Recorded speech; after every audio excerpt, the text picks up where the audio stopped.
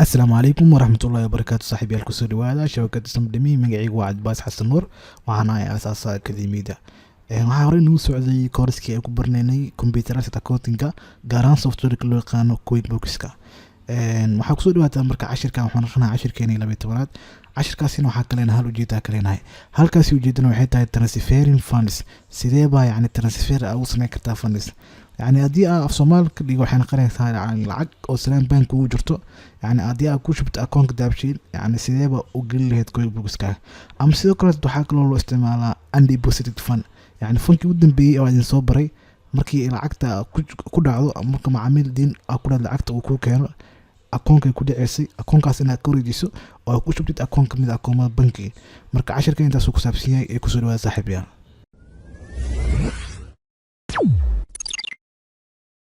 اوكي waxaa soo furanaynaa software-keena soo furanaa QuickBooks markuu saan u soo furmo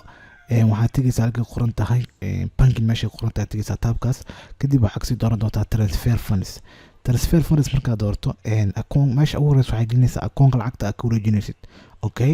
meesha waxaad gelinaysaa akoonka aad lacagta aad ka wareejinaysid anad tusaalahan waxaa dhehnaa undeposited fund akoonkan wuu yaqaana inter markaad dhahdo meeshan waxaan kusoo qormaysa akoonkaas lacagta kugu jirta inta kusoo qormaysa $60 meeshan waxaa gelinaysaa akoonka lacagta ay ku dhexeyso tusaale ahaan waxaa dhehnaa Salam Bank uu yaqaanaa Salam Bank iyo shawaleena okay so akoonka Salam Bank eber door wax ma nagu jiro sidoo kale tood akoonka undeposited fund waxaa ku jirta $60 bal aad intaso reports-kana company and financial kadib balance sheet kusoo dhufo meesha hadaa ka raadayso undeposited fund waa ujeedaa inay ku jirto $60 sidoo kale tood Salam Bank meesha ma ku jiro sababtoo ah aduu akoonka zero haduu yahay inta ma soo galaayo kan hoos naga dhig marka meeshan waxay gelinaysaa lacagta ay gelinaysid yani lacagta transfer ku sameeyay hadii aad $60 transfer gelis $60 ka gelinaysaa hadii aad 30 ama 20 aad dhisid lacagta intaan soo 30 ama iska dhehna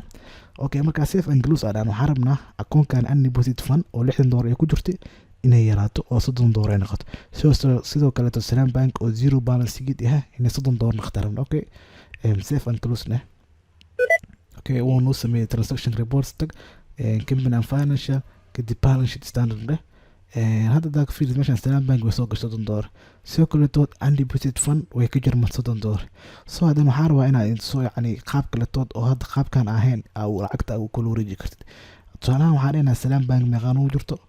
$30 dahabshiil meeqaan ugu jirto $500 soo dahabshiil $100 ah kasoo qaadaynaa waxaa kusoo shubaynaa Salam Bank san inta tagto meesha hadda aad tii kartaa banking aad tagto kadib transfer fund aad sii dhahdo kadib meesha aan geliso akoonka lacagta laga wareejinayo akoonka hore ku jiro okay waxaa dhaysaa hadda aniga dahabshiil ay gelinayna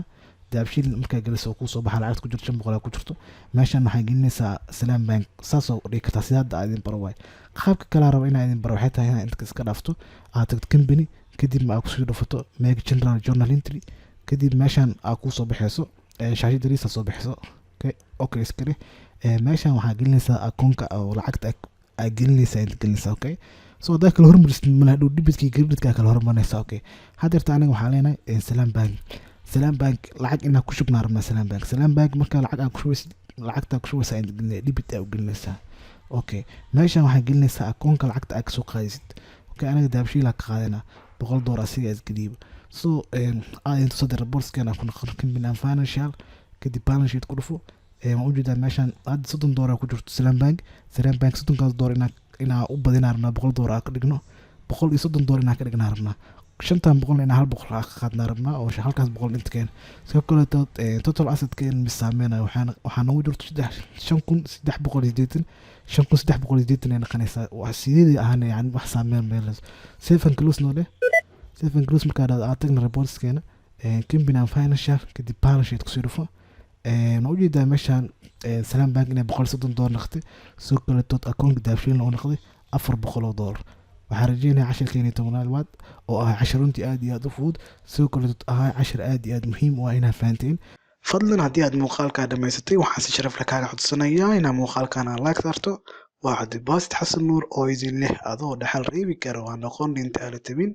subxaana rabbika rabbil cizzati camaa yasifuuna wasalaamun cala almursaliina walxamdu lilaahi rabbil caalamiin